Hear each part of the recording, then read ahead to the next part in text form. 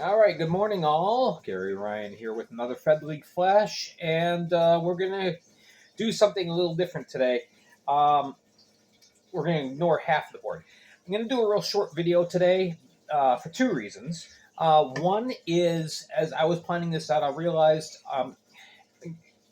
as promised, I want to do a kind of a deep look into um, the state of the Elmira River Sharks with their lineup and how they fare prospectively in the league for this upcoming year.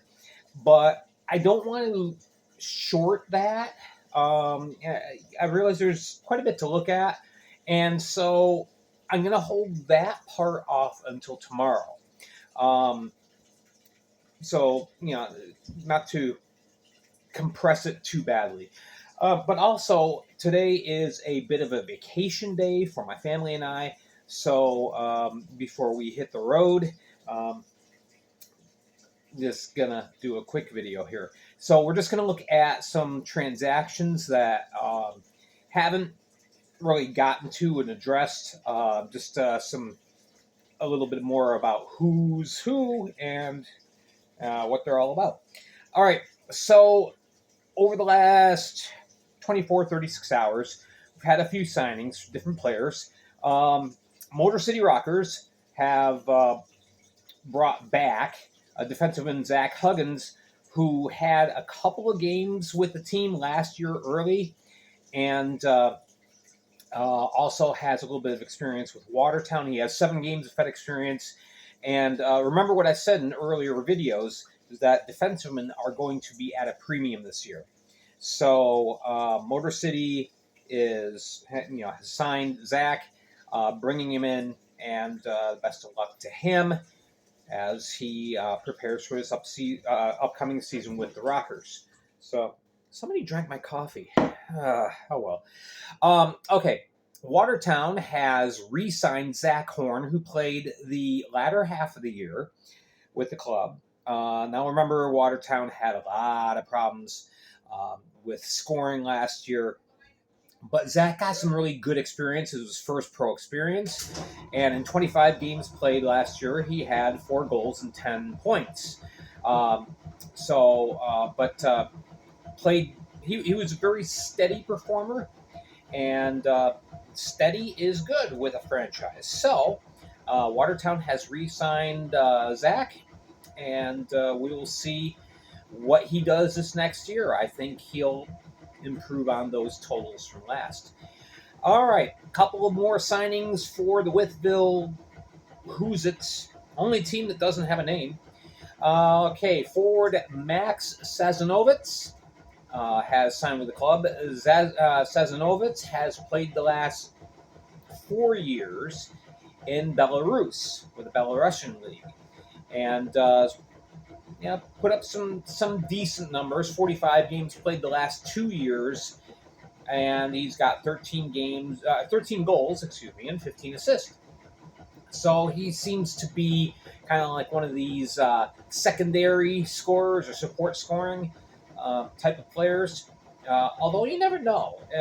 You never know when a player might break out and bam, it puts up crazy numbers. Who knows? They've also signed defenseman Kyle Shaw, who played in the Michigan Independent Hockey League last year. That's a great development league. It really there's a lot of great coaches and personnel that help a player transition from amateur status to pro, and so Gaylord Snow is one of those teams in the MIHL. So Kyle Shaw, in 16 games played last year, showed he can handle the puck pretty well. 9 goals, 9 assists, and now looking to make the jump up to the Fed. All right, Mississippi has signed Liam Murray, goaltender. He had 1 game in with the Delaware Thunder, and it didn't go great, but he's shown a lot of promise. Played a couple of years with UMass Boston, which is Division III college. Uh, turned a lot of heads. So Mississippi has signed him, and seeing if in training camp maybe he can make an impact and stick with the team. They've also re-signed defenseman Connor Lind, who was a very, very steady performer last year, particularly when Mississippi made that jump. There was a point last year where the first part of the year was terrible. Mississippi really, really struggled. They were one of the worst defensive teams in the league. And Connor Lind ended up being a very steady presence. And you saw in the latter half of the year, Mississippi was giving playoff teams fits. They really turned things around. The second half of the year for Mississippi was pretty darn good, actually. And so Connor Lind is being looked at as far as bringing that expertise and that steadiness on the defensive side of the game for Mississippi back this next year. Binghamton, this was the signing that kind of like, I've been expecting this. Matthew Boilard, who he was rock steady all last year, and he's going to be the big guy, like the enforcer for the Black Bears this upcoming year. 84 games played in the Fed, and he has 6 goals and 19 assists, which pretty decent totals for a defenseman. His offense is not the thing he's bringing to the table, though. It's a nice bonus, but he's that guy that's going to clear out the puck in your defensive zone, go back in the corner behind his goalie and fight for the puck and spring it loose to a teammate and start a breakout. He's that kind of player. A lot of toughness, 236 penalty minutes in 2 years. So, Boilard is back, and that is a big, important signing for the Black Bears. Last signing, the River Dragons have reached an agreement to sign Nolan Slachetka. I'm probably butchering that name, and I apologize. But he's been around. He played in Watertown during Watertown's last championship year. And good numbers, 56 games.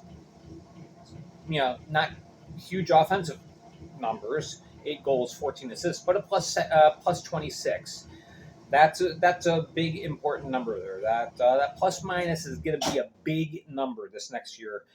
As I said, defensemen are going to be at a premium. So anytime you can sign somebody up that has Fed experience or SP experience, it's a big thing.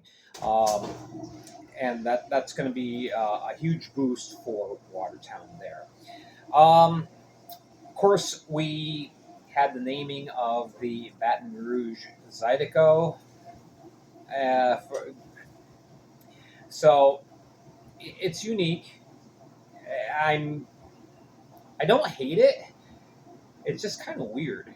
It's going to take some time to grow on people, I think. So anyway, but that leaves Wytheville as the only team to not have a name. Washing machine. Gotta get those things done.